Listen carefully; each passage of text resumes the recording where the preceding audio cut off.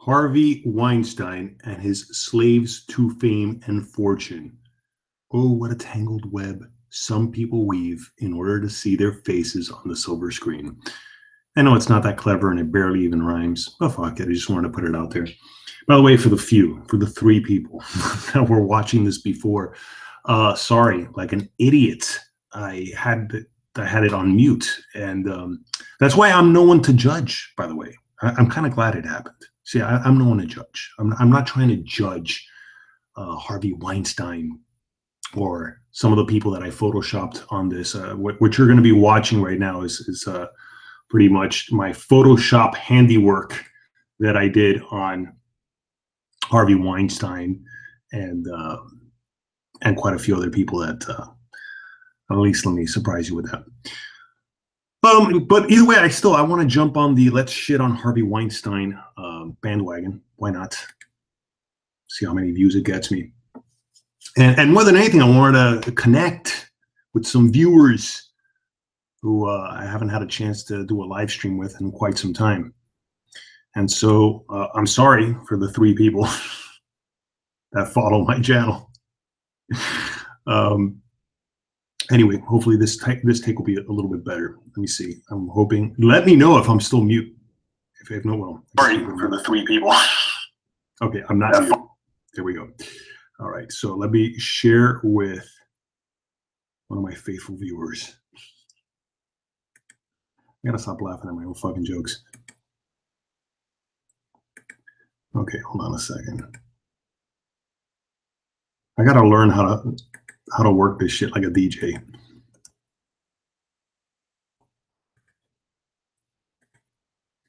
Torsten, come on in.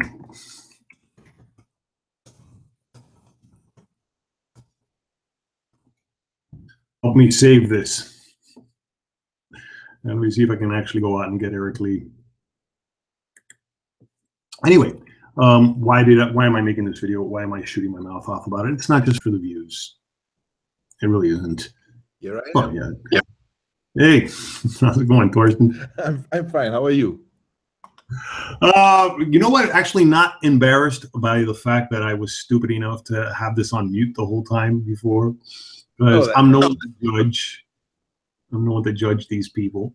So, but how you been, man? Been good? I'm good. I'm good. I'm fine. Yeah. Well, you tell me, what do you think about this whole thing with Harvey Weinstein? I mean, since you kind of work within the film industry. Yeah. Well, I was really surprised when you played this audio clip from the conversation in the elevator, and I mean this guy. That was really super creepy, and this guy is clearly a scumbag. But I'm not a lawyer, so I don't know if this is really against the law what he did. I mean, in my opinion, being creepy is not a crime. And I mean, as long as he is not forcing anybody, I mean, like really physically forcing anybody, yeah, he's a creep.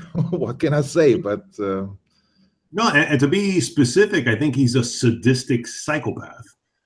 I'm sure there are some probably clinical terms for it. And I read the article in the New Yorker by Ronan Farrow, the son of Mia Farrow and supposedly Woody Allen, though I would be willing to bet that his real father is Frank Sinatra. If you just look at his face, it's pretty, I don't know, that a lot of people speculate that. Anyway, that article where he interviewed quite a few women, if their stories are true, it sounds like it's a pretty strong case for probably rape. I mean, he pretty much forced his way onto quite a few women. From what I understand, just going by the story. Like really physically forced? He like really grab her and leave her no choice, really by force? One of the stories sounds that way, especially with the forced oral sex that he performed on. Yeah, well, then lock him up, to say it in Trump terms. Yeah. So I think he might be in your neck of the woods, because he supposedly, you know, from the little bit that I was reading today, about it. It looks like he already sold his home over in New York or something like that, and I think he's heading out for Europe. Okay. So I don't know if he's going to be joining Roman Polanski or anything like that, but yeah, they can share an apartment. Yeah. yeah. No, the sad part about it, I mean, more than anything, you know, if there's one thing about this, it doesn't surprise me in the least, you know, about this going on. I mean, first of all, I thought it was just, you know, Hollywood lore that most of the producers would do this. Now, here's the Bambi Obama, you know, if you could be seeing it right now with the little Photoshop that I did. That kind of surprises me. I would really love to know, what did Obama know about Harvey Weinstein and taking his money and you know, lending his daughter, or I don't know if that's the right word, but you know, letting his daughter do an internship with Harvey Weinstein, or at least that's what's being reported in the news from different sources. You know, and it just goes. I think what it is people in power like that, the average person can't understand. The thing is, what I don't understand, I mean, I already had the conversation with the Britisher and the ogre, and what surprises me is, like, typically when you work in film business, there are a lot of young girls who willingly want to have sex with you to get a nice job and things like that. That is not really uncommon. And I mean, there is the term casting couch, and for a good reason. And that's something that I don't understand. I mean, clearly this guy must have enough opportunities. So, oh, for sure. Yeah, but that's the thing, that supposedly he would force himself onto women. And it's interesting, man. There's one. Okay, I should probably go through his whole list of movies that he's helped produce. I thought he actually helped produce, or that he was the producer for Goodfellas and Casino, two of my favorite films. But there's a scene in Casino. You saw Casino with Robert De Niro and Joe Pesci? Of course, yeah. And you remember that scene where Joe Pesci takes that blonde woman into his car, and then he comes around the other side and he just unzips his pants, grabs her by the head, and has her start sucking his cock. That scene is probably in there because they know that so well. I remember being a single guy, and that's, of course, the kind of thing you would want to do, but you would never dare do, because I would think that's almost constituted as rape. But I guess when you have that level of clout and mystique, and you're already accustomed to people just acquiescing to whatever the fuck you do, you know, and that's the thing. I mean, art imitates life for a reason, you know. And there was another scene in another movie, because if I'm not mistaken, Harvey Weinstein also helped out Seth Rogen. And Seth Rogen did that cartoon movie, which is a great movie, the one about the food products. I forgot the name of it. It's a 3D movie, and it's a great film. Great film. I should probably look it up right now, but I don't want to lose my train of thought. It's a 3D film, but anyway, in that movie, there's a character which is literally a douche. It's a douchebag. It's literally a douchebag who's very angry. And at one point, that douchebag grabs like a little, you know, an animated box of juice and just sucking its pussy or its dick against its will. And I remember when I saw that, I felt like, damn, that's, you know, for being a cartoon, that's a pretty tough thing, yeah. Heavy scene to put in there. And now that I read the things about Harvey Weinstein forcing oral sex on women, of him doing it to them, not even so much, which, by the way, there's other stories of him just whipping out his cock, just both of those scenes. I don't know to what degree were like indirectly inspired by stories they've probably heard of this guy, you know. Because these are actors in movies that I'm sure his name and his, yeah, they're somewhere linked into it with him. And do you think they will lock him up, or do you think he will get away with it because he's rich and famous and nobody cares? I mean, that is the interesting part for me. I would not be surprised if he gets away with it. I would not be surprised if he's got his lawyers will manage. And of course, this is going to die down. I mean, there's going to be another major freak news story coming out. Like now, like for example, with what happened with the shooter in Las Vegas. That's no longer headline news. And all the conspiracy theorists, it seems like they've just dumped that one. They've jumped onto this story. And it's funny because I was talking to this one co-worker today who was like, I bet you this is kind of like, it's kind of weird that the whole Harvey Weinstein thing just came up now. Notice how everybody's forgetting about the Las Vegas shooter. And I'm like, I don't think that's a conspiracy. I just think so much fucked up shit happens in the world every single day that you just can't keep track of them all, and yeah. So, I mean, people who, I guess the Las Vegas police might be wiping their forehead right now, like, whew, maybe we can get these people to stop talking about the fact that it took us almost an hour to get up to this guy's fucking room. Oh, really? That's what I've heard. I from the news reports. I've heard that it took them almost an hour to finally get up in there, to get up into that room. And yet, it was over within 10 minutes. It was over within 10 minutes, fortunately. And even then, still 60 people fucking slaughtered. And well, I'm not even going to get into the whole gun debate on this one. I want to practice staying focused on a subject. But the thing is, for me, I mean, if we talk about Vegas or about Weinstein, I mean, this is, in my opinion, this is like manufactured outrage, because, I mean, in reality, it does not really matter. Nobody can really solve anything by talking about it. It's like, yeah. Oh, yeah. It is. No, I think the manufacturer can get outraged, and that is it. No, and I think in this case, it's interesting to see the manufactured outrage coming from, I don't like to use the term the left, but from people who espouse many of those ideas, people like Meryl Streep and, all these actresses that are now coming out and they're like, oh my God. And they all knew. I mean, Meryl Streep, who am I to say that I'm taking a stab in the dark to say that someone like Meryl Streep more than likely knew. Now Jane Fonda came out from just the headline. All I had to do was read the damn headline. And or the caption beneath the headline where she said, oh yeah, I kind of knew about this a year ago and I wish I would have spoken out. Really, a year ago is when you fucking found out about it?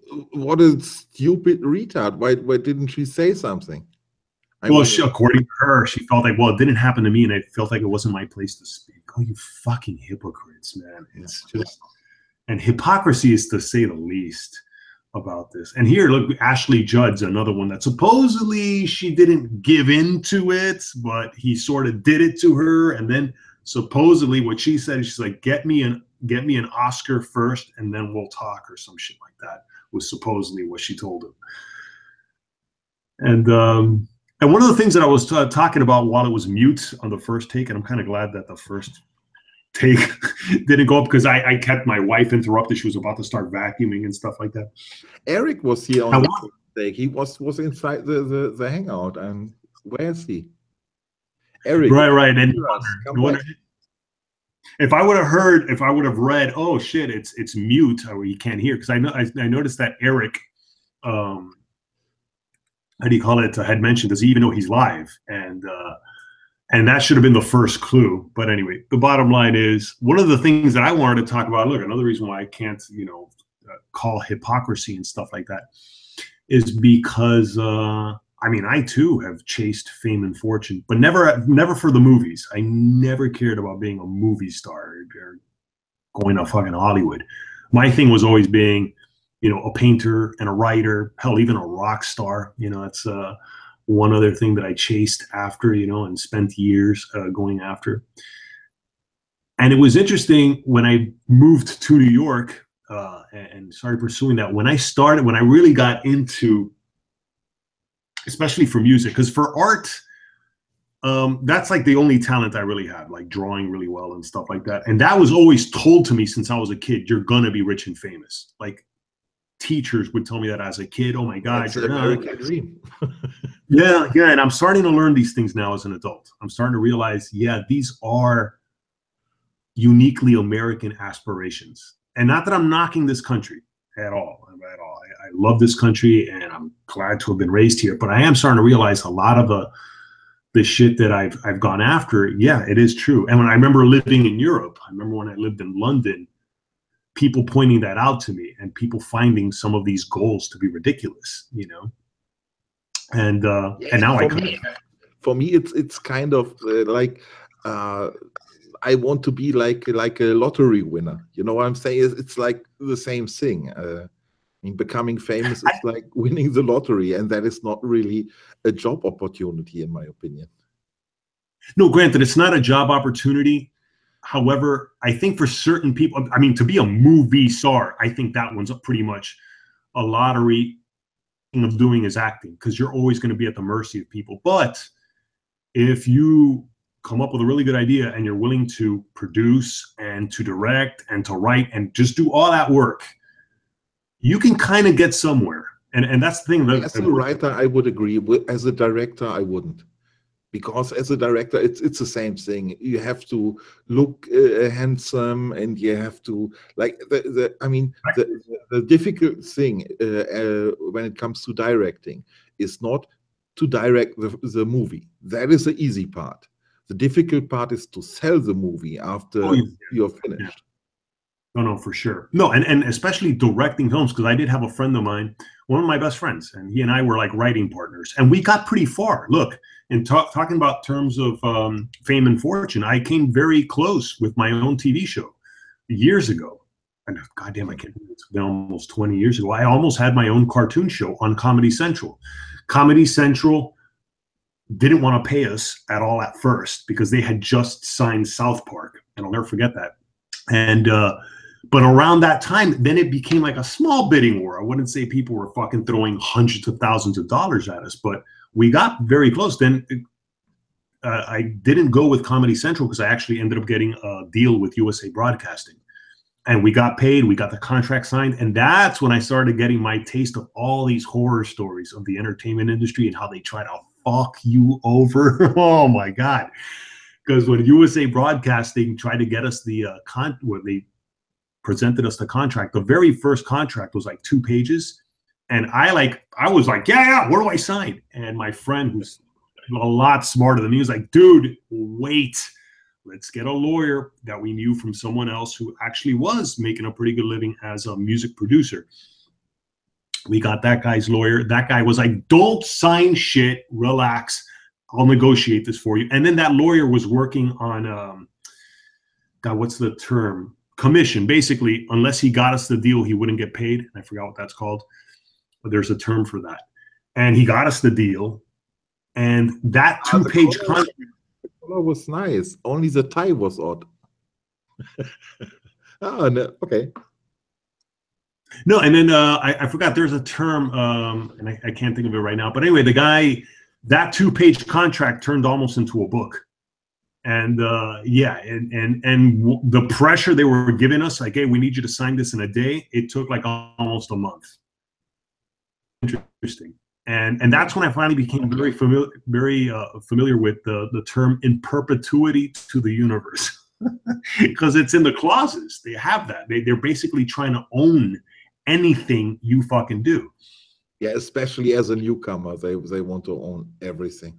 Yeah, and then that was that was my first taste of the way the entertainment industry worked. And like I was saying before, and I don't know if I said it in this take, I never cared to be a movie star. I never cared about Hollywood itself. There was always something kind of just false and fake about it that I kind of just instinctively felt, especially with actors. Like I wanted to be a rock star because rock stars, they seem to be themselves. It's their music, at least the ones that I really admired, like Led Zeppelin, the Beatles, and all these other, Rolling Stones. They produced their own work. They wrote their own lyrics. They performed it and blah, blah, blah. Whereas actors, they're not. Their actors are, first of all, they're playing a role of someone else. And even the words they're speaking are usually not their own. So I don't know. There was nothing ever admirable about being an actor, so I never chased after that. But it was interesting to go to Hollywood, like have them pay for me to go there and, you know, welcome me. And that was the weird thing. Like for a little while, I got to taste what it's like to think you're going to fucking make it huge. And to be signed to a major company like that, and then to be dropped like a fucking hot potato, because that's the other thing. So they fucking, at one point, we got a call from the people, the main guy that was handling our account. Lift the blacks a little bit. He's too dark. I'm sorry? Obama, lift the blacks. The blacks are oh, too yeah. The levels and stuff like that. And you know, because I did a little, I don't know if you saw it on Twitter today, this whole thing that I'm doing the Photoshop on, because I was going to do a drawing of it, but I was like, yeah, I don't know if it's really worth spending all the time on the drawing. I'll just do a fucking Photoshop comp. And then I posted it on Twitter, but then I recorded it while I was doing it, so I figured that would be the video. But coming back to the whole thing, yeah, it was interesting to go to Hollywood and to be, you know, have people blowing smoke up your ass and, oh my God, this is gonna be the next big thing, and blah, blah, blah, blah, blah. And then they just fucking dropped it. They dropped it like fucking nothing.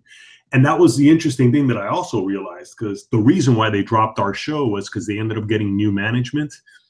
And that new management, and I have no reason to believe that this will be a lie. I mean, they were like, look, we're sorry. The new management right now is scrapping any projects that we haven't spent $100,000 or more on. And I was like, wow, you know, because they had spent, you know, yeah, they paid us like $20,000 for the rights, and you know, and then they were going to start paying us for the scripts, and we wrote the scripts and stuff like that. So I got that taste. That is, in my opinion, sorry, that is a typical Hollywood thing, in my opinion. They are like politicians. They promise everything in the beginning, like really, literally everything, and then after a while, yeah, there are some things why we can't do it, and get lost. Yeah, no, and then we got signed again by FX Networks, by the person who was working at Comedy Central, who I don't want to shit on this person, because this person was nice enough to believe in me, and like, you know, they really wanted to work with us. The problem was this was when Comedy Central was just starting, so they didn't have a lot of money. And looking back in hindsight, I should have taken the Comedy Central deal. I should have taken my chances with them at the time, but I kind of had to go with the money, you know. And then that person, I don't even want to mention their gender. That person, I remember even when they were at Comedy Central, they were already, because I remember when I let them know, hey, listen, we got a deal from USA Broadcasting. Can you at least, you know, pay us? Because I would rather go with you guys than with USA Broadcasting. And then this person was like, you know, you can't just waltz into the TV industry and start making demands. And I'm like, I'm not making demands. I'm just asking to fucking pay me at the very least. And they were like, well, you know what? Good luck to you. And, you know, we'll keep in touch. We'll see you. But it's a little fucking grapevine, you know? And I remember once we got dropped from USA Broadcasting, that person reached out to me, you know? And they were like, hey, listen, I heard they fucking dropped your deal, but now I'm over here at FX. But this time around, you listen to me, okay? And this is how we're going to do it. I'm like, all right, dude, it's not like I'm trying to fucking get away from you. Or I'm not trying to, you know, screw you over. I just had to go where the money was. And then it was cool. It was cool to be introduced to like top level writers who used to work for that show In Living Color. I don't know if you remember that, with Jim Carrey and stuff like that. No. And this one writer, who I'm not going to mention, who was very cool with us, very nice guy. We wrote a couple of scripts with them, but at that time is when I was living in London, and this person at FX thought that I was just being really cavalier and shit like that, and they sabotaged the project. And I remember I was like, damn, what happened? And they were like, look, I gave you a chance, but you know, there you are, you know, traveling, gallivanting around Europe. I think they said something like that. I was like, I'm not gallivanting around Europe. I live here. I work here. And I could tell that over the phone, that person was like, oh.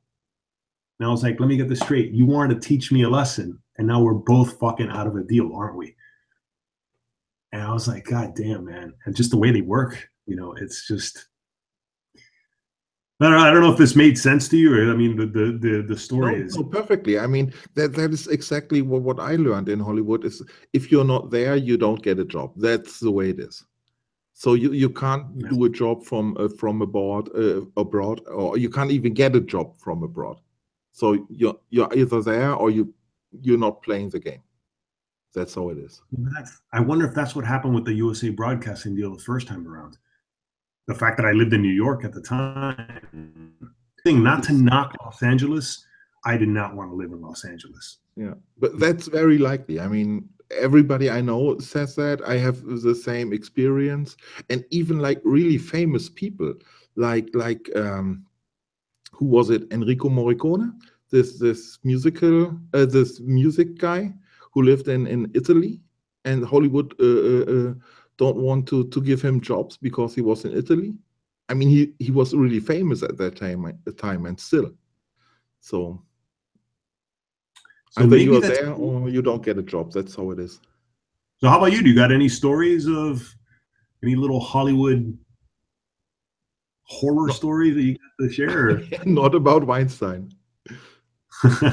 And here's the ironic thing. That guy that I was telling you about, one of my closest friends, since he did study film and he really went for it, and he did live in LA. Like when I went to LA, he was living out there.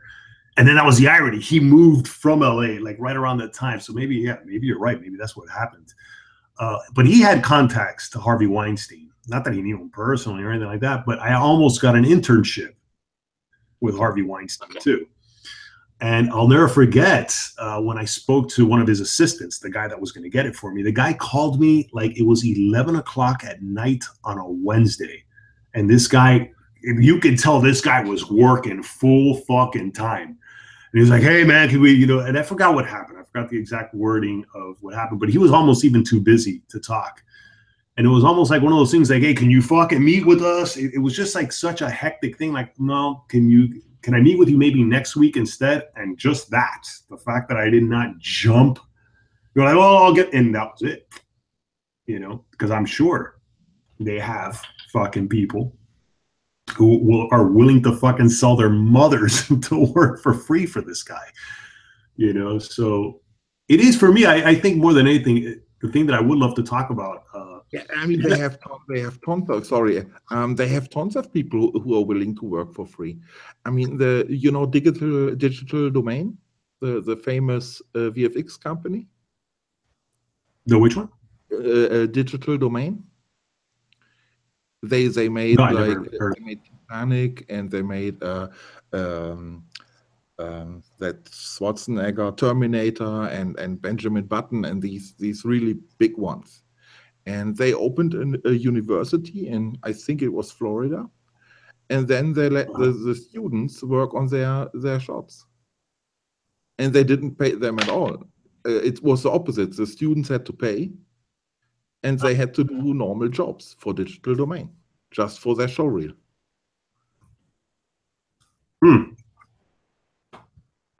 I never heard of that. But yeah, that's the thing that I kind of wanted to get into is like, it's just a human dynamic. It's amazing the amount of people willing to make themselves available. Absolutely. And willing to acquiesce to a small group, to these fuckers, like right here. Like if you're looking at the screen right now, fucking Renee Zellweger and fucking Russell Crowe and shit. And I think it's just a human dynamic. I think if there's any lesson to be learned here that I don't think you're going to hear many people in the media talk about is that it's just that the unfortunate psychology of the masses of people, who are willing to do that. Hey, Wolfshot, if you want to jump in. Hey, man, nice Photoshop. Thank you, man. By the way, your icon, are you the guy did you draw that icon, or did you have this other, because it looks very similar to some guy that I follow on Twitter who does some really cool stuff. No, I got a commission from a chick named Paleo. That one. That's the one I follow. Yeah, I got it from her. Cool. No, I love her work, man. I think she does great work. Dude. I would love a full piece from her one day, but cost some dollars. Worth it, but okay, don't worry. Yeah, and I won't ask the price and stuff like that, but is Paleo making a living from that, or is it just like a side thing? Well, Where she would you does. have it? I don't know. She does taxidermy as well, and jewelry Ah, making, and art. And I think she has a regular job as well. I'm not 100% on that, so. okay. Because that was one of the things I was talking about with Torsten. I don't know if you're familiar with Torsten. If you guys know each other, if not. Oh yeah, we do, Oh, yeah. don't we? And that's that's the thing that I was trying to talk to him about. Like, you know, certain crafts and arts aren't that unrealistic to pursue. You know, especially the ones that you can control and you can do by yourself, like illustration, writing. To a certain degree, directing videos nowadays, especially that, you know, the barriers to entry are a lot lower. At the very least, you could direct commercials and stuff. I know someone who was actually pretty much making a living directing like music videos and stuff like that. So I think that is possible. Now, to be the next Steven Spielberg, the next fucking Quentin Tarantino, where I wonder if you are selling your soul to the money man, you know, but yeah. Somebody got it only needs like one nice movie, and then you are in. I mean, look at Spielberg. I mean, why is he so successful or became so successful? Because of what is it? Duel? How to pronounce it correctly? Duel was his last film at university, where the truck was hunting the car from the. Okay, 70s. I thought it was called Amblin. I thought it was a movie called Amblin, or maybe it's that one. Maybe. Yeah, and it was with, I think he managed to get Martin Sheen to be in the movie. But of course, he had a backer. He had somebody who funded him. I thought his first breakthrough was Color Purple. Oh no, that was way down the line. He did a Color Purple was after E.T., right? Probably, yeah. No, I think his big claim to fame was Jaws. Jaws is what made all. Oh this. shit! You're right, Yeah, Jaws. sorry. Yes. Jaws was a really big one. Yeah. Yeah, that was Excuse me. his claim to fame, and or what made him, household name. And but someone like Steven Spielberg, I mean, the guy really is a fucking phenomenal director, and you know, that's if anybody kind of deserves it, and he keeps pushing them out. That's the other thing when you the real talent continues working. I notice, you know, when the word, because genius gets thrown about so easily. But the real ones, they keep pushing it out and pushing it out. And Yes. so I think someone like Steven Spielberg, you know, deserves it. But then I again, think someone like he's the Steven greatest. He's the greatest director ever, in my opinion. Oh, really? You think he's that good? 'Cause Yes. for me, I don't really care for his films. Go ahead. Pardon me? No, sorry, I cut you off.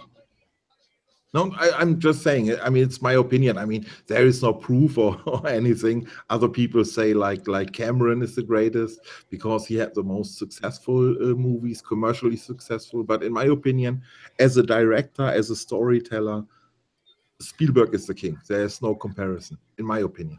I like other directors, but he's really from another planet. See, and that's the thing. I'm not a big Steven Spielberg fan. Like the stories don't really, you know, like I like stories usually that are based on a true story. That's why I love Martin Scorsese. Okay, And Martin yes, Scorsese, Yes. he's a master for sure. Yes. his genius I could definitely appreciate. Especially when I saw Goodfellas. The first time I saw Goodfellas in the movie theater, I was like, oh my God. It was just such a visceral feeling, man. You were like in there, and I knew I was watching something that was groundbreaking. You know, like the storytelling, like unlike any other movie I had seen before. And I had seen Taxi Driver and stuff like that, but Goodfellas was like, oh my God. Casino You know, really the sold feeling. me on Scorsese. Oh yeah. Casino was another fucking amazing film of his. And but by the time he made Casino, it was as if though you could tell that's when I already started spotting the formula. his formula. And then by the time I saw The Wolf of Wall Street, it's almost like a caricature of Wall Street is awesome. That is one of my great movie. That was a great movie. The Wolf of Wall Street. That was just that was a fucking roller coaster ride. Exactly. That's exactly what I was going to say right now. But the pattern is there, you know, the narration, and you could almost, if you break down, because like I was explaining to Torsten before, I definitely have experience writing screenplays. Yeah, and I could even see on a professional level. And so I know what it's like to break them down, act 1, act 2, act 3, and the setups and the twist and the that. And when you watch Wolf of Wall Street and watch Goodfellas, if you want to do this, and you're going to notice, you could, you know, if you could watch them back to back and you could timeline them, you're going to see the breaks, and like when act 2 begins and the midpoint, it's all there. It's clearly a formula, you know, and the montage section and stuff like that. It's which was cool. I appreciated it, but yeah, I could tell. I could see that pattern of storytelling and stuff like that, and you can definitely appreciate that. But what was the whole point that I was trying to make before? Yeah, I guess just that of what it takes to be famous and how many people pursue it. Oh, and when I moved to New York and I tried pursuing the rock star, like that was my delusional blind spot. Like I always, the realistic one I always had was painting and drawing. And that I've actually been able to make a living from, at least within advertising and stuff like that. You know, it's I can say my talent took me somewhere. But being a rock star, forget it. That truly is a lottery ticket. And when I moved to New York, and I remember being in the open mic night scene and, you know, playing at clubs, and you start meeting all these other people that are just as delusional as you are. They have just the same stars in their eyes. That's when I started realizing, oh, there is no such thing as destiny. We're all just fucking numbers. Absolutely, yeah. Because not only did I grow up in America being sold the dream of fame and fortune, I also grew up Catholic. So I grew up with that destiny, you know, and, you know, back when I was sort of still religious, you know, that idea that, no, there is a future that's kind of planned for you, you know, and then to have that, you know, that moment of cognitive dissonance when you realize, no, I am just like millions of other people who are way more talented than I am and who are all fucking living broke. They're all sharing apartments with other people in apartments that are fucking roach infested. Take a number. Because in my opinion, it does not matter if you are really like that talented or not. The question is, can you sell your work? I mean, it comes all down to, yeah, are you a good salesman? And do you have people who are doing it, who are willing to do it for you too? Because I think that's another thing. I think in order to be really good, you almost have to forget about trying to sell yourself. You have to forget about all that other shit and just focus on the work, you know? And that was a thing that I realized up in New York, seeing the phenomenal level of talent. That's great. I mean, for people who want to do that, I'm not saying that it's a waste of a person's time to be in the subway system playing their music and, you know, for whatever dollars they can get in a tip jar. I think it's great. It's a beautiful thing, but it's heartbreaking to see too. When you see real fucking talent that's going to go nowhere, you know, real talent that's just going to end up driving taxis or working at fucking restaurants, you know, just barely paying their bills and stuff. And some of them never get it. You know, some of them, not only that they never get the success, they never get that stopping point where it's like, hey, listen, dude, if you want to live a normal life, you know, and you might want to consider working a good job that is necessary in society. You might want to consider go into construction, work in the healthcare field, be a teacher, you know, the things that nobody really wants to do, but the jobs that really do keep society and civilization humming, you know. But well, the question is if the people like want these jobs, if they would be happier if they have like a steady income and such, you know. I mean, I guess when you see the people playing music in the subway, for me it seems that they are happy with doing exactly that. oh no, yeah, and there are some people who how do you call it? They're more than happy holding down a decent, honorable job, 9 to 5, and then whatever time they could carve out, they do their thing. And you know, if it works for them and they can sell stuff, great. And if not, they don't. The thing with me is, I know what it's like to work shitty fucking jobs. I know what it's like to be berated. I know what it's like to fight back with a boss and of course get fired. I know what it's like to barely be able to pay rent, you know what I mean? And so yeah, I could definitely see why people have stars in their eyes for these lottery like jobs, you know, that you think is going to be this fairy tale existence. You want to get out of that rut, you know. But well, whatever, man. You know, just yeah. Those are some of the observations that I just wanted to share on a live stream. You know, with people, and why it's not so surprising to me that this has happened. And yeah, it's true. All the manufactured outrage out there. That's not going to stop people. It's not going to stop thousands of young women and men selling themselves to ogres like fucking Harvey Weinstein. We're going to have their way with them. You know, and yeah, I think it's just it's a sad but poignant observation about how humanity works. I don't know, but anything you guys want to add to that, or What can I say? I mean, I totally agree. Yeah, I mean, it's been, unfortunately, this has been going on for fucking decades. well, Like, millennia. yeah, like, God, what's Alfred Hitchcock and what's her name? Tippy something or the rather. The chick who starred in The Birds. Oh, okay. I don't know that actress's name, but yeah, why? What happened with her? Yeah, he blackmailed her because she wouldn't fuck her. She wouldn't fuck him, but had like an 8-picture deal with him. Oh wow! No. Oh yeah, it was awful. Like, I read her book. God, Tippy something. I can't remember. Damn it.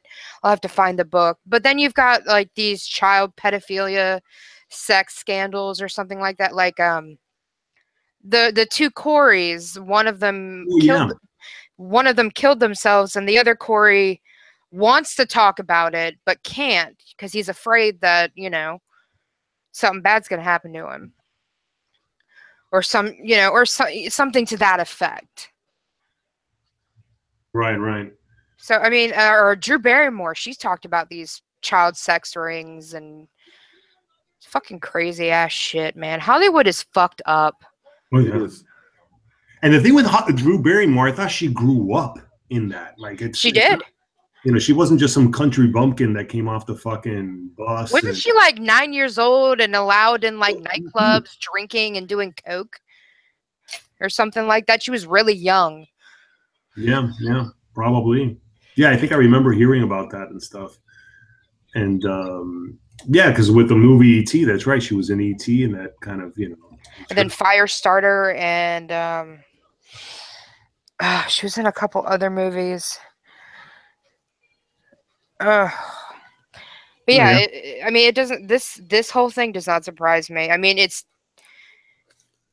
sad and disgusting, but I'm not surprised. No, not at all. I mean, I am surprised about Alfred Hitchcock, though. I thought he was a pretty stand-up guy. No, I mean, look it up. Like, look up Alfred Hitchcock, and I'm gonna fucking Google it because I just can't anymore. Because, I wouldn't have thought of that coming from a director. Because Tippi Hedren. There we go. Tippi Hedren. Huh. All right. Yeah. No, not surprising.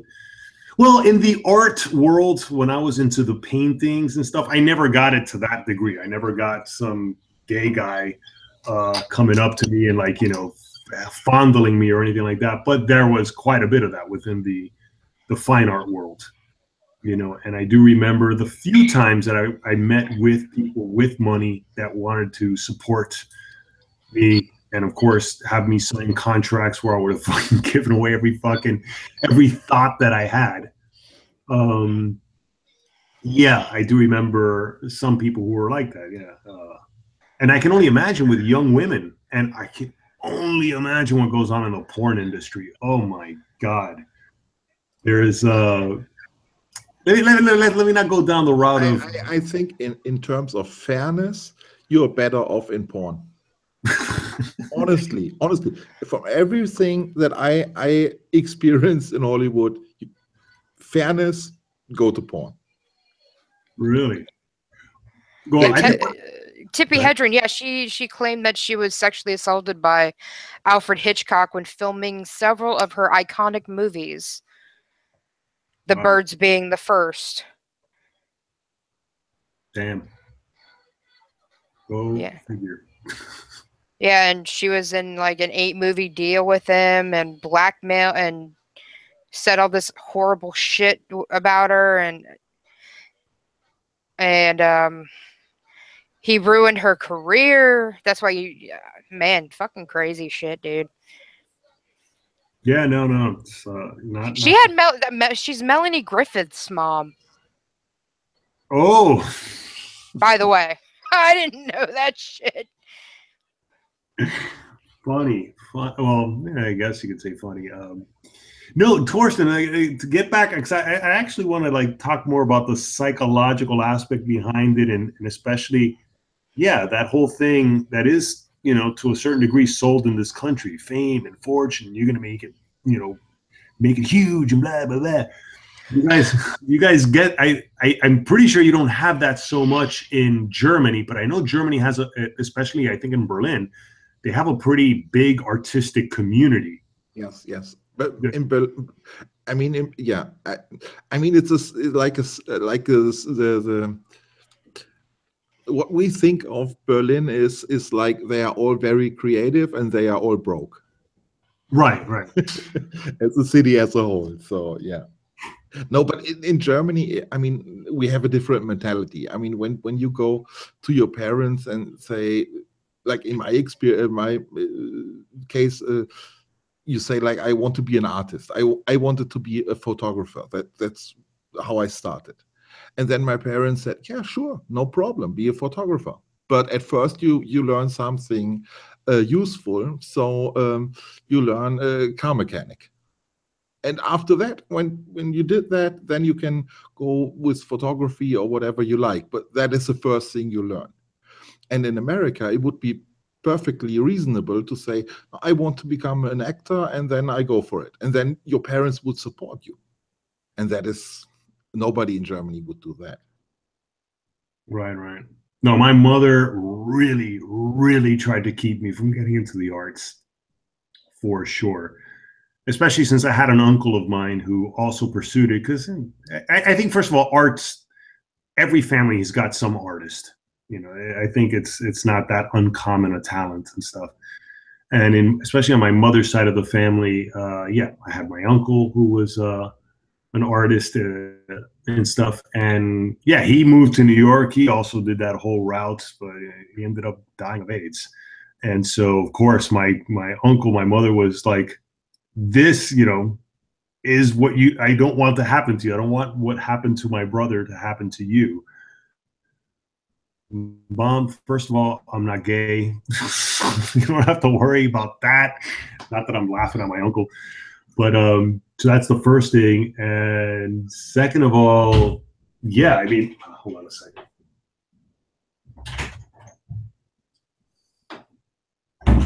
Sorry, my wife wants to be doing the vacuuming, so I'm gonna have to cut this short pretty soon anyway.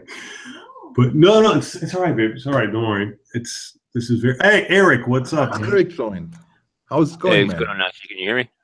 Now I can hear you. Can you hear me now? I had it on mute like a dickhead before, so that's why that was my technical difficulty before. But what I was talking about before with my uncle was like my mom tried to show me this is why you don't pursue the arts. You end up dead at 37. Don't go to New York. And my mother was miserable. And that's the interesting thing. When my uncle moved to New York, my grandfather had a heart attack. And I know that when I moved to New York, I think that might have been the cause of why my mom ended up probably with breast cancer because of the fucking stress that she had. It's weird, man. I mean, life is not a bowl of cherries for everybody. But whatever. Anything you want to contribute, Eric? Any thoughts or insights into the Harvey Weinstein brouhaha? No, I mean, I think in any field that, you know, in any industry across the entire world, you know, I mean, you have genius individuals that have their hang-ups and their dark side, you know, and some people exercise them and some people keep them hidden, you know, like you know, you find out like some famous composer, you know, was a secret drug addict after he died, or you find out that, you know, somebody was into child porn, you know, but he didn't get caught. But you know, but then you had these other people like Weinstein, like Woody Allen with the whole marrying his adopted daughter, you know, like when she was 17 or something. You know, like you have other people, you know, who have you know, hang-ups and evil tendencies, and they come out. I mean, if it wasn't him, it would be somebody else. No, yeah. No, and that's a shame. Look, man, Woody Allen, one of my favorite directors and writers, he's a great writer. Man, when I found that out about him and you know, what was it? It was his wife, Mia something. Because I remember Howard Stern would just fucking rip on him all the time. Yeah. Howard Stern was constantly ripping on him for that. That's when he was still with NBC. Before he went to CBS. Ripping on Woody Allen. Yeah, I would catch him on the morning drive to work. And same here. You know, I would catch him every morning. You know, but here in Philly, he was aired on YSP, 94.4 WYSP. Right. And yeah, and that's I guess I'm clearly not a genius because I don't have any of those fucking weird. Yeah, you know what? And a little bit ago when I was wrapping up, you guys are talking about the porn industry. Oh, yeah. When I first moved to Florida, my very first roommate was the son of the people behind Adult World Entertainment. Huh. You know, toys and videos, and they would import movies and distribute them. You know, and the funny thing is the transparency and the things you have to go through in order just to partake in the porn industry is so restrictive that it's actually safer than Hollywood. Really? That's you can't film anybody without another person who's a non-participant, neutral party, like in the room, you know, and they have to be paid for it, but by both parties, you know. I mean, it's ridiculous. So the porn industry is actually safer than Hollywood. And also all the payment mentality. I have a friend, he's a editor, and he occasionally works in porn, and he said they pay fair wages, they pay them directly, and when you do like editing for a fucking commercial, then you can wait for your money for like 3 months, and in porn you get it like within 2 weeks. So that's a whole different story, I think. No, yeah, I can imagine the money that sloshes around. Look, like, and what I was saying before, and that's why I cannot judge. Of all the venues or all the avenues that I chased fame and fortune, I didn't chase it in porn, but I wanted to be a porn star. Just short of sending everybody wants. No, but I for me, it became slightly an obsession where I actually almost went to an audition and shit like that. And I remember meeting Christy Canyon at this one porn store where she was like signing autographs. And I was like, hey, what does it take to get into the porn? And she looked at me like seriously. She's like, oh, no, she gave me like the number. And I still have it because it was like an autograph, but with the name to an agency and the phone number and everything. And I remember this friend of mine was like, you don't have the balls or the dick size to call that number, do you? You know, Nachi, we're probably we're probably of the same vintage, because I remember I obsessing over Amber Lynn and Vanessa Del Rio. Oh, yes, that name definitely rings a bell. The Vanessa. Amber Lynn, I always found her to be too petite, but Vanessa Del Rio, she was born for porn. I would say. Oh, absolutely. Yeah, that woman is something else, dude.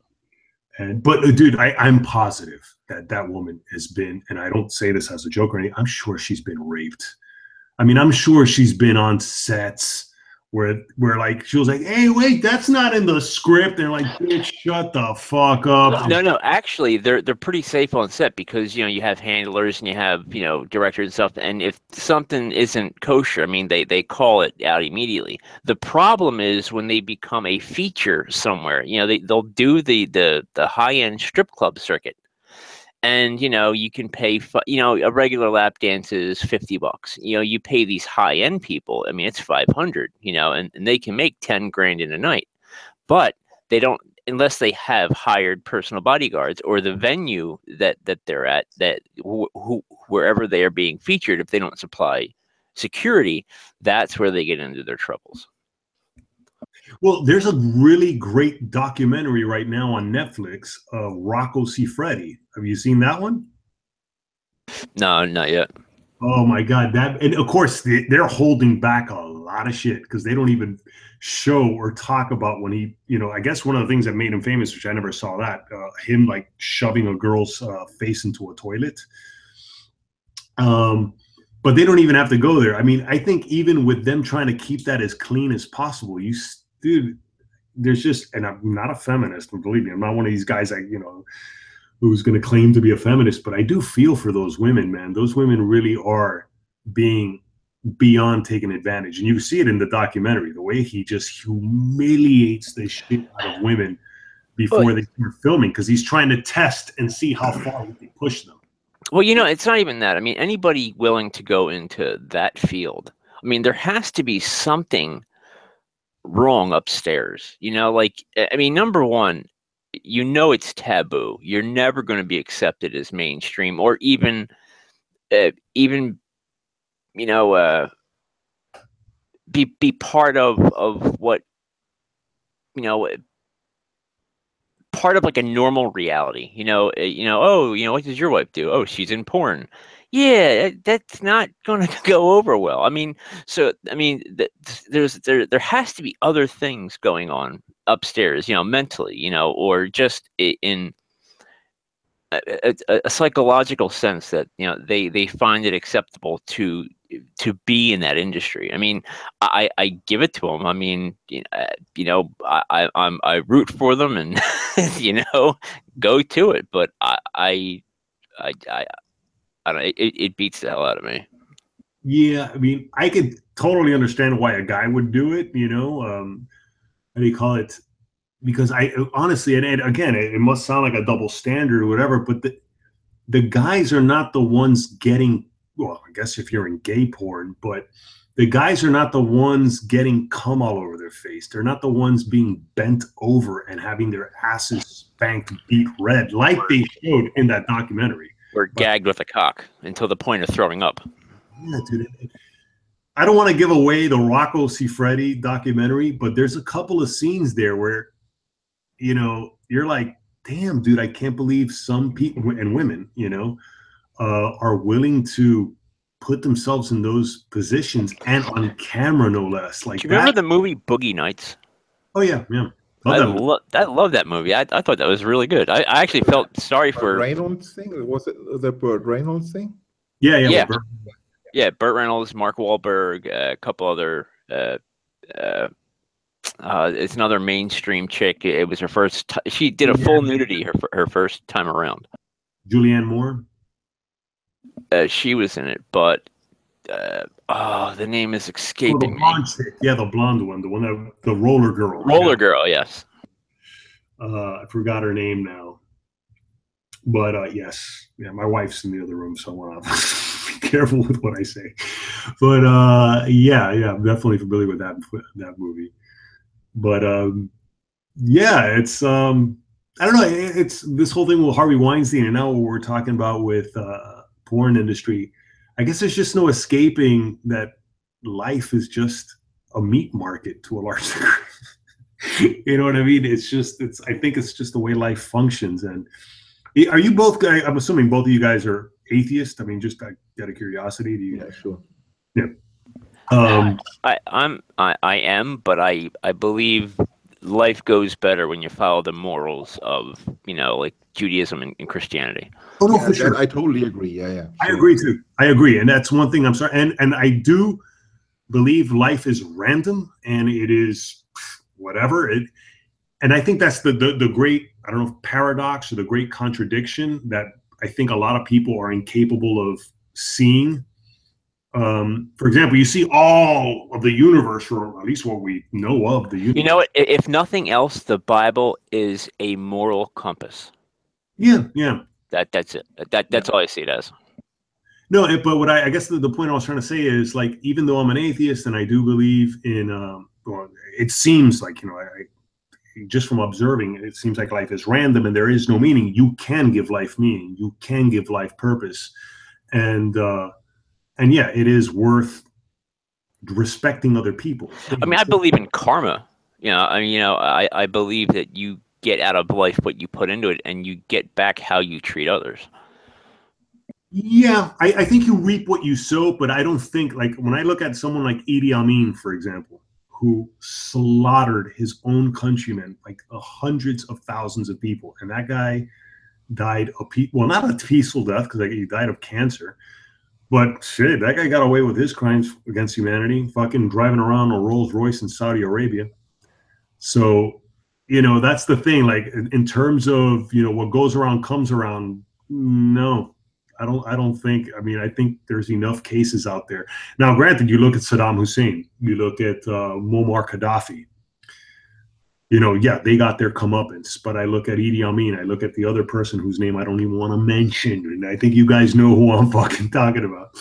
Yeah, Captain, the one with the beard and the turban.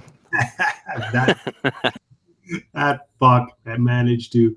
That's the scary thing when you really think about it. And of course, I think that's why a lot of people do hang on to religion, because it's very jarring to accept those realities of life, and realize, no, some people do get away with murder by the thousands. Yeah. Okay, this is how I rationalize the Middle East. You have this thing called Islam, and it's all they have from birth to death. It's their mission, it's their purpose, it's their business model. It's what they shape their life around, because they have nothing else. They have sand and goats and all this other insanity coming from a 2,000-year-old phone book. It's no wonder they act the way they do. And if you stripped, let's just say Iran, for example, for the sake of this discussion, strip Iran of all religious text for an entire generation, you can turn that around by giving them something else, giving their lives another meaning, another direction.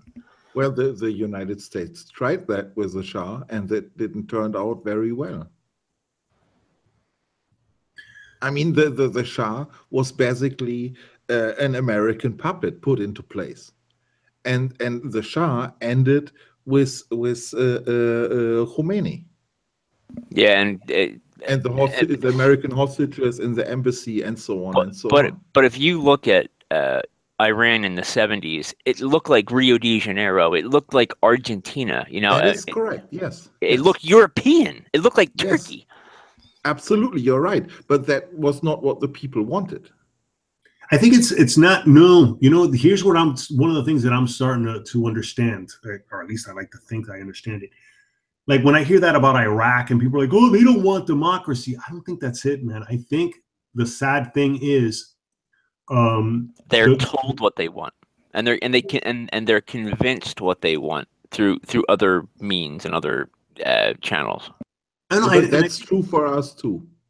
But here's the thing. I think in the end, it's what it really is. It's usually a small group of people who are in power, and they're the ones that shape what the masses will follow. That, I think, is really the formula to it. No, I wouldn't agree. I think in the West, in our world, that is true. They shape our experience, our what we are after. But in Islamic countries, I would agree with Eric at that point. They are shaped by the Quran, and that is a 2,000-year-old book, and that is what they live for. Yeah, but nobody, and I'm seeing from the little bit of reports, like with what's going on in Syria and Iraq and all that with ISIS, nobody wants nobody. No, yeah, it's hard to say. I was about to say nobody wants Sharia law, but then again, quite a few of these fucking people do. But they do accept certain things of modernity. Like, granted, the ISIS people, and especially the ones that really do believe that shit. Well, I mean, it would be the same for us. Okay, say if somebody said all of a sudden in our culture, the men now have to take care of the kids and only women can work. It would be like, wow, because they're used to a certain they're used to a certain list and catalog of laws. And when they see something else, it's foreign and it's scary to them, and they don't see the freedom in it. They think that their way is the best way because that's what they've been told, and that's what they're used to. Humans are creatures of habit and repetition. Yeah. If you do, I mean, look at the pyramids, look at the Aztec temples, look at the Cambodian temples. People do something for so long, they get that good. I mean, all the artistry and stone and everything, that didn't happen overnight. Those people were doing that for hundreds and hundreds of years, and they get good at it, and things, it becomes them. And if they're used to a certain thing and then put in another situation, they see freedoms as hostile to their identity and everything. Like I said, if you just stripped all of religion out of a region for an entire generation and just gave them wiki and encyclopedias and just information, that generation would completely reject all theology. Oh, I agree 100%. Yes, I think so too. Yes. That's why I don't think that the problem in Iraq is that people don't want democracy. I think there's more than enough people who do. It's just very hard to fight. No, but their leaders and their elders are telling them that they need it, and it's part of them, and it makes them who they are, which is lies. No, I would disagree on that point. They don't want freedom from an outside power, and that is a totally different thing. I mean, turn this thing around and imagine, like, Denmark is the most advanced country on the planet, and then Denmark invades the United States and tell you what to do because they want freedom for you. You would say, go fuck yourself. It's like an internalized manifest destiny. I don't get it. I have a language barrier at that point. So it's like an internalized guidance. They have to do it for themselves. They can't be shown to do it. Yes, exactly. That is the point. No nation on the planet wants to get like another way of life from somebody else. So either they want it from within themselves, or they don't accept it. Well, I forget the philosopher who said it, but they said every country gets the government they deserve. Yeah, I hope not. Well, the people, the people get the government they deserve, because if you stand for something long enough, enough things are going to be taken away from you that you've ultimately shaped your government. You know, say this hate speech thing in Germany, you know, that is completely ridiculous to me, with the Islamophobia and everything. You know, that is asinine, but the people stood for it. And then, Yes. you know, and then something else is going to be taken away, and then something else is going to be. And next thing you know, you have another Nazi party. Oh, well, we have another Nazi party. We had the elections like 2 or 3 weeks ago, and they received like 14%. That is huge, and everybody was shocked in Germany. But yeah, but the hate speech thing, that is something where all the Germans agree on. I mean, all like 80%. I guess the other 86%. Yeah, the other 86%, they agree that hate speech is something that we want to avoid under all circumstances. But hate speech, that is a different thing than political speech. You know, you can make videos and say Merkel is a piece of shit. Nobody cares about that. But you can't make you can't make a video saying that you're afraid of the Islamist rape gangs, because then that's hate speech. Oh, no, you can do that. That is not a problem. But you can't do a hate speech like, let's meet at this refugee camp and set it on fire. Well, because that's a call to violence. And I think exactly. Yeah, and that is almost the barrier. It's outright almost there. Lies and calls to violence. Yeah, that's illegal here too. You cannot incite violence or imply violence. Right. You know, Yes, I think you say, oh, you know, get 10 friends and grab some bats and meet us here. That's implied violence. You're definitely going to get either a citation or at least a night in a slammer for that. But that is the level that we call hate speech. There's one exception to it, and that is when you deny the Holocaust. So you directly get punished for that, and you go into jail. If you say the Holocaust has never happened, you go to jail, and that is a good thing. I have to disagree with you on that one, man. I think you have to allow those fuckheads to expose themselves. Make an example of them, but no, it is our heritage, and it's the worst thing we ever did, and people that it should not be allowed to deny that. You know, I agree with Nachi. It was horrific and everything else, but you have to let the people who are stupid expose themselves for being stupid. It's the only way you can see them. Yeah. And what's this guy's name? Count Dankula. That guy, because Count Dankula. He's from Scotland. Yeah, so. I've actually talked to him quite a few times on Sargon's channel, and he you know what he did was absolutely hilarious. And there's even Jews who say they think it was funny, but because of the laws, they're actually pursuing this. And that, you know, this is now going on 22 months. Trying to decide whether or not this is a hate crime. But wait a second, okay, because I got to be cutting this short. But now I'm interested with this guy Count Dankula. I haven't followed it enough. I just know the dog. I saw the picture. It was funny. But wait a second. If he's in Scotland, so what? They have the laws over there too. And the laws in Edinburgh are just slightly more severe than lower UK. You can still, have an Americanized type freedom of speech in London, but you can't target a specific group or religion. It's the same thing for Scotland, but if somebody can take offense to what you're saying, they can consider it hate speech. You know that TV guy got arrested in Scotland too for the hate speech. What the hell is his name? He's a BBC presenter, and it was because he was talking about Christianity, and he was also arrested in Scotland. That's not good.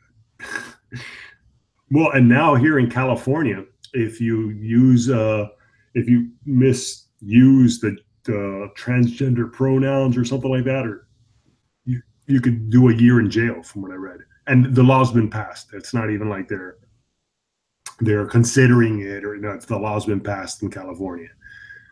Like, god damn, dude. That's where I have an advantage. I can always claim I don't understand the language. And I'm sure, though, or at least I hope, it's when somebody really becomes offensive. I'm pretty sure it's not just a matter of confusion, like, oh, I'm sorry, what did you say? And they're like, you're under arrest, police. I don't think it's something like that either, but I'm pretty sure it has something to do with, like, someone like Jordan Peterson. I think it's like for someone like that who refuses to use the transgender pronouns. And I don't know. I know I haven't heard of Jordan Peterson getting arrested yet, but apparently if he's still teaching at colleges and he's refusing to address them, and I don't even know what are the transgender pronouns. What is they, zer, or some shit else? But the way he if you have JPB on YouTube, he said that he's not going to directly address anybody who demands those. He's going to talk around them or through them, not directly to them, and he's going to do it on purpose. And will he be arrested that way? No. If you don't directly address somebody in the first person, you can't. But if you talk in their direction and nobody is singled out or is the focus of your answer, then you do not have to. Like okay. No, I get it. I get now what you would have to. You have the initiate, and then you have the salutation, and then you have the response. You know, Right. like if the initiation is when you're supposed to present your pronouns. Once you get past that, then once he's presented with that, then he talks around them. He will not address them directly. He said he won't ignore them because that's rude, but he will not address them directly. Which is smart in his case, because then it throws no monkey wrench into his agenda or in his plan. Yeah. Well, I just saw he had a video. I haven't listened to the whole thing, but yes, his 5 principles of I think it's 5 principles of identity or 5 points. Oh, 5 points of interpersonality. And a new book's coming out too. No, the one that I was talking about it's called A Call to Arms. Oh, I haven't seen that one yet. With the professional, I guess, lawyers and the legal community over in Canada. And I was like, whoa, that's pretty provocative. A call to arms. And he means it. I mean, he means it in not violently at all. Not violently at all. But he definitely means that we need to start taking some fucking action. And good for him. Good for him. That's I definitely, support him on that. I mean, I honestly believe he's one of the smartest psychologists of our time. Yeah, he's another person who I'm really digging listening to is Eric Weinstein. Yeah, because he definitely wants to make sure the pronunciation does not get confused with Harvey Weinstein or Eric Weinstein. Yes. And wait a second, I was confused. Not the professor at Evergreen College, not him, his brother, and I think his brother's Brett Weinstein is the professor who's wrapped up with the whole thing with Evergreen. His brother Eric Weinstein, and the latest one that he did with Joe Rogan, man, they were talking about shit that was. He just did the tour with, I think, Dave Rubin, the college tour, and this past month, if I'm not mistaken. Yeah, there was. I was listening to one of them. I was listening to it today, and I was like, since I was at work, I was like screen grabbing like some of those moments so I can come back to them, because man, he was saying some pretty insightful shit about how life actually works. I mean, and literally like scientifically, not just some philosophical fucking claim or anything like that. Like just the way life actually works and things that I would. And it's funny with me saying how profound that is. I already forgot what it was, but that's why I screen grabbed, because I'm like, I'm going to come back to it and probably do a video just on a couple of those sentences that he was mentioning. No, it's great that some of these guys are out there, man, and really speaking out. Have you seen the MythCon video yet with I think his name is David. No. MythCon. It's supposed to be a convention of people who are atheists and atheism. It's the whole atheist plus circle. And Sargon of Akkad, Carl Benjamin. He is. Do you know who he is, right? Oh yeah, for sure. No, Okay, so he was the host. He was the guest for the interview on stage, and they were supposed to be talking about the principles between social justice and liberalism. Like classical liberalism. And man, it was a shit show. The SJ I forget his name. Anyway, just go on, just look up Sargon MythCon. You'll find it. You won't be able to miss it. It's an hour and 12 minutes long. I mean, he verbally rapes him from the first 33 seconds in until the end of he actually gets up and leaves. The guy has a temper tantrum, decides he needs a diaper change, and leaves 3 questions into the Q&A. He's like, all right, I'm out of here. It just walks away. I mean, it's a beautiful disaster. Oh, I'm definitely going to check that out. Sargon at MythCon. Okay. I'm going to write that down now. Anyway, dude, I'm going to have to wrap this up. Wait a second. Now that we have Eric here. Eric, Nachi and I, we are very much in favor that you debunk me, because you nicely commented on the capitalism versus communism thing on Nachi's channel. So you have to debunk me. Sure. I mean, well, Nachi wants to get off, but I mean, if at a later time you want to, not today. Yeah, that's right. Yeah, I'll be more than happy to discuss it, because I'll leave you with this. If you look at nature, just in general, the natural world, Africa, the savannah, elephants, lions, hyenas, they all work on a capitalist system. I'll leave you with that. Okay, no, we'll pick up on that, because I don't want to discuss it right now, but I would be more than happy if we can discuss it. No, let's do it, because how do you call it? It did cross my mind. I was like, oh, wait a second. I've actually got Eric and Torsten right here. We're the only two right now. You're the only 2 viewers. You're the only 2 viewers right now. And we're your biggest fans. To a large degree, man. And part of the reason why I'm even doing the live stream is I had you guys in mind. I also had this other guy, MC. Every once in a while he comes down, Ernest Snooks. There's a couple of people that I'm like, I almost feel obligated to do the live streams for. So I'm glad you 2 came on. And I was about to mention that, but I was like, I don't like to start shit between people. Oh, no. I'm not offended by it. Yeah, everything's done in respect and good taste. Cool. So no, let's definitely do that. I got my in-laws coming in tomorrow, and so they're going to be here for a week. So I no videos, no live streams for about a week now. But once they're gone and I have a little time, let's set it up. And even if we're the only 3 that watch the fucking video, I think it'll still be worth it. Oh, absolutely. I'm definitely game. Cool, man. Cool. We'll do that. And I'll remember that the fucking, what did you say, the giraffes in the savannah and stuff like that? Everything in nature operates on a capitalist system. We will see. What I would say, we'll see. I'll end it on this, because I don't know. I don't know if I'd agree with that, but one thing's for sure: it's the competition. Competition is inevitable. Exactly. That's the inevitable part. And with that, dude, hey man, thank you guys so much for watching and coming on, and enjoyed it as always, man.